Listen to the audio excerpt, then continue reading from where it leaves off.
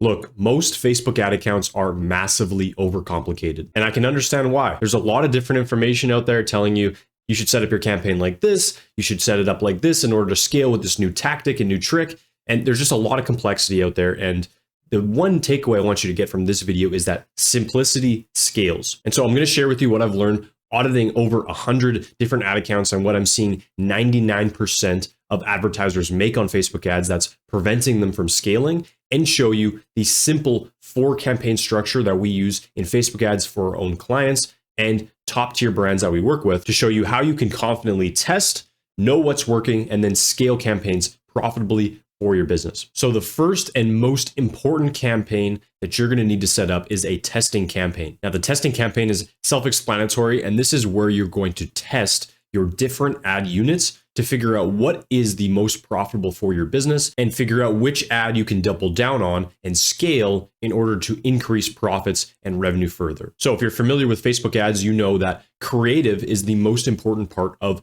a Facebook ad, right? Especially video ads. If you can create a video ad around your product that effectively creates a problem in the user, shows how your product solves that problem, and then offers your product as the solution to that problem, then you're going to be in good standing to see great results with Facebook ads. But that's for another video to talk about the actual ad structure itself. In this video, we just have, again, that testing campaign. This is where you want to upload all of your different creative assets that you have to do your creative tests, figure out which audience resonates most with your creatives as well, in order to see the growth that you want. So this is really the hardest part of Facebook ads, is actually testing, because oftentimes you're going to be burning money here. You don't know what's going to work. You have a lot of different creative units and you need to go through a lot of iterations in order to lose money, in order to track your money and see the data that you're getting back, in order to find a profitable ad that you can then scale and double down on. So in this ad, if you know anything about campaign structures, what you want to do is just set up an ABO campaign or an ad set budget optimization campaign so that you can control the budgets on each of your tests, set it to a small daily budget of about $20 per ad set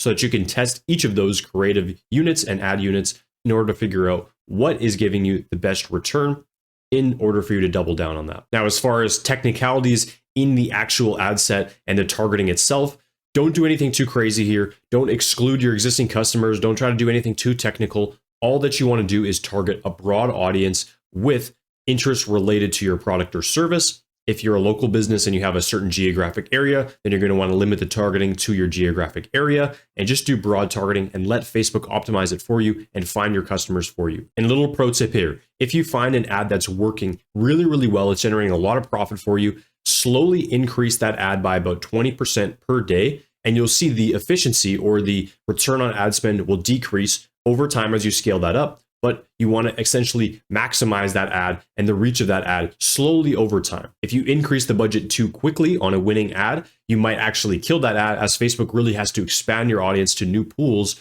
and you might not see at all the same ROI that you were seeing before. Okay, and that brings us to campaign number 2, which is an Advantage Plus campaign. So this is a new campaign that Facebook offers, and what it essentially does is it creates an automated campaign that Facebook has a lot of control over, and it takes the best ads that you've ever had, the singular ad unit, so it duplicates the engagement from those ads, the comments, the likes, all that stuff, and then it runs a budget to a broad audience using all of those top creative ad units. It takes a singular daily budget. There's very little targeting that you have to do or configuration of the actual campaign, and it's going to take that budget and spend it across audiences that Facebook knows are working for your business and for the top creative ad units that you have provided it. So the testing campaign leads into the Advantage Plus campaign, which essentially takes your best creative ad units that are profitable for you, and it starts to scale those ad units with Advantage Plus campaign. So I recommend setting that daily budget when you get to this stage at about $500 a day. If you're an e-commerce brand or you're really looking to ramp up with a more D2C product, if you're a business that has more targeted ICP, a more smaller group, then you might not want to do this and you can just stay at a smaller budget. But this is definitely a useful strategy. And another pro tip is in the Advantage Plus campaign, you have the option to actually set how much percentage of Facebook's budget you want to go to existing customers. So again, if you're an e-commerce brand, you already have a large pool of customers, what you can do is just set that budget to 0%, and then it will target only new customers, which is why the Advantage Plus campaign is so great, because you know it is only focusing on new customer acquisition for your business. Okay, and that brings us to campaign number 3, which is a scaling campaign. Now, this one, similar to the Advantage Plus campaign, is used once you have some winning ads that you want to double down on and put more spend behind. The only difference is this campaign is more controlled by you and your targeting that you set, and so it has more leeway for you to actually get granular on who you're targeting and put cost caps in place to limit Facebook's reach and really control the variables a lot more than you can with an Advantage Plus campaign. Now, you want to also set this campaign to an ABO structure or an ad set budget optimization structure. So what you can do is take your ad sets, your top audiences, and your top ads, put those into ad sets with a large budget, and slowly increase those budgets on those ad sets by about 20% per day if you're seeing great results with those. And what this structure does is it gives you a clear campaign for testing new ads, new creatives, and then you can cycle and filter those winning ads into your scaling and Advantage Plus campaign so that you can double down on them while you continue to test in the testing campaign. And again, another little pro tip, right? With this structure, you want to be taking the ad ID of your actual ad when you create your scaling campaign and port those ads over into a new campaign so that you're duplicating the engagement and that you are actually putting all the ad spend behind a singular ad unit, so that it doesn't have dynamic creative elements like multiple headlines, multiple descriptions. You want a singular ad unit with one creative, right? One piece of copy in the description, right? One headline and one ad landing page. And now that brings us to our 4th and final campaign, which is our remarketing campaign. So this is an evergreen remarketing campaign, which means that this campaign is always running. You're just showing your ads and a very sellable, very direct response type of ad to your customers, showing that they can get this sale, showing and asking them to buy now, right? Very sales, very direct response focused ads. And that's all you're doing in this campaign. Now, funny enough, in most of the 99% of advertisers that I see, they're trying to run remarketing ads, which are very salesy at the top of the funnel in testing for new audiences, which is not what you should be doing at all. You need to be showing a clear problem, right? And a solution, and making your market aware that your product solves this solution to move them over into an actual interested buyer. So the testing campaign should be more story driven, and your remarketing campaign should be a lot more sales driven to actually get the sale from people that already know about your brand and your product. And so in this campaign, if you're an e-commerce brand, what you want to do is just run a catalog sales campaign and do remarketing for all of your existing products on your catalog. So it can do dynamic remarketing to those products. If you're in the US as well, you have your Instagram shop. They can buy directly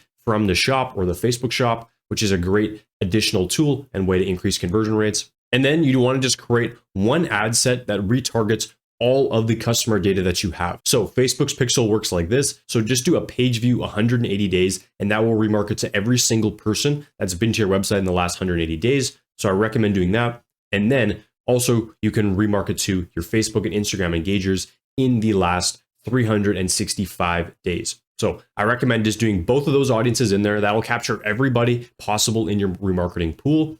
And then just run some simple ads with a dynamic creative ad that has different creative headlines and ad units, all speaking to your actual product. Another little pro tip here, if you want to get a little bit more advanced, you can create another ad set that has a particular offer for people that are likely to churn and that are on the fence and need to buy. So this would be people that haven't visited your website in over 60 days, people that added to cart over the last 30 days but abandoned their cart, right? People like that you can remarket to with a specific offer that's, a 20% off limited time using this custom code. So those are the 4 campaigns that you need to run. Keep things simple, and this is how you can effectively scale. Remember, simple scales, and so cut the rest. These are the only 4 campaigns that you need. It keeps the ad account very clean, very organized, and it keeps your thought process, your testing strategy, your scaling strategy very organized as well. And instead of focusing in the actual ad account, pushing the buttons and wondering why that's not working, right? If ads aren't working for you and you've done this strategy, right? Look at how can you improve your product? How can you improve your landing page? How can you improve the offering and the way it's packaged, right? Look at these other parts of your business. That's what really creates an awesome strategy and allows a business to scale.